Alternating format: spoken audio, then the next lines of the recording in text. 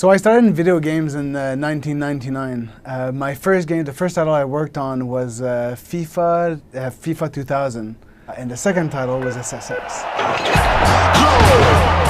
I gotta admit that even today, 10, 15 years after, 15 years after, it's still a title that marked me. We were pushing all sorts of new boundaries with the technology. All of a sudden, we were on PlayStation 2, we could play big movies, 5.1 sounds. We were moving to the major leagues. We didn't know how the engine would handle the full 5.1 mixing and the power of the consoles. Here it is. I'm coming out.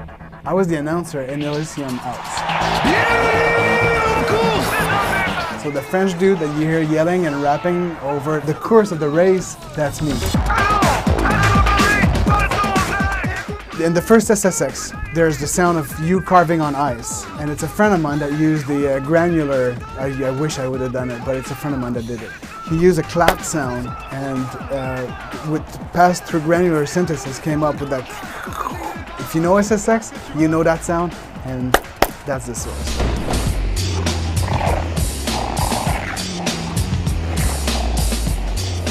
Basically, I worked on all the SSX. I used to work in the post-production studio in Vancouver, and so we did all the sound effects for SSX, SSX Tricky, SSX 3, the fourth one, a bunch of Need for Speed.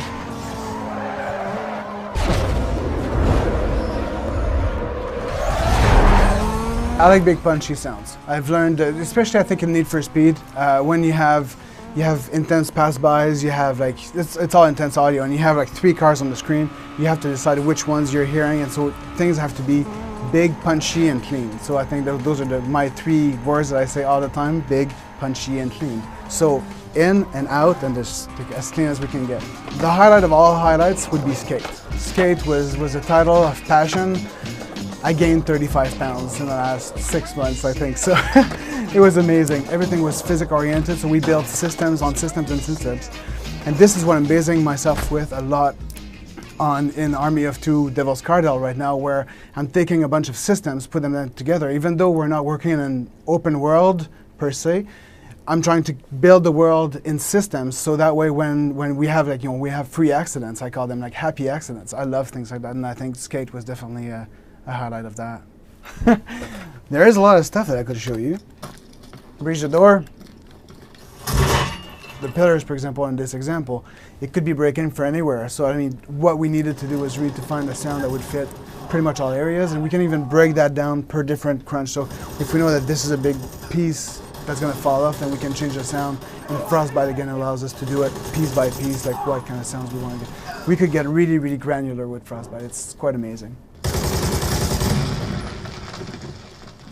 So one of the important features in our game is the cover system. When you reach a cover, I think it's in the audio, the feedback should be that you're protected even though you're under attack. So what we do to do this is you get in cover, then we muffle a little bit of the gun sounds, but so you feel threatened because you know you're in battle, but you feel protected because you have that cover.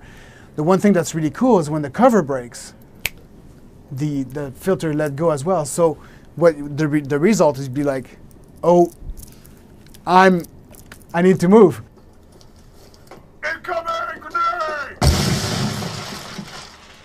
It's really, really cool to be able to enter a room before it gets destroyed. You walk in, you do whatever you have to do, the battle blows up, the music starts, the intensity gets super high, and when it quiets down again, you walk towards the exit of the room where you came from, and nothing is the same because you're after the destruction. I think it's a really, really great concept, and it brings a level of detail to Devil's Cartel that I haven't seen a lot in previous games, so I'm really proud of that. Something that I've learned on Skate is nothing is better than going out yourself and recording. We vault on a cabinet, we vault on a table, everything's different, everything's crafted for these sounds. So I think as an industry, the video game industry, as far as sound, has come a long way in the last 10 years. I think we're all used to, the first time we heard a video game, everything didn't have perspective. Cars were in your face, voice were in your face, everything was just really, really, really up close to you.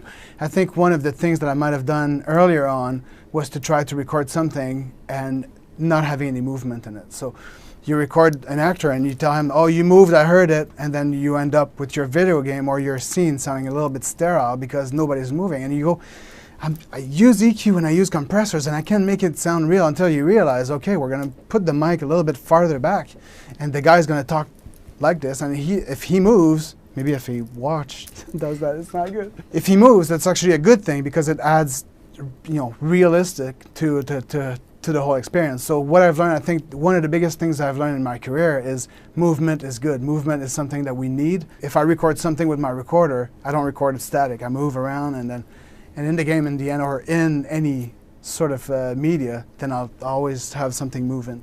I had a trip at DICE about 6 months ago, and it was illuminating, and that's not a light word. We got there at DICE and saw how those guys were working. They were really, really team-oriented. Everybody talks to everybody. The art director will be talking to the sound guy, but also will give sound ideas. The front-end guy, everybody talks together, and everybody visits everybody. And so it's not the audio guy that's talking about the audio. It's like everybody kind of pitches in.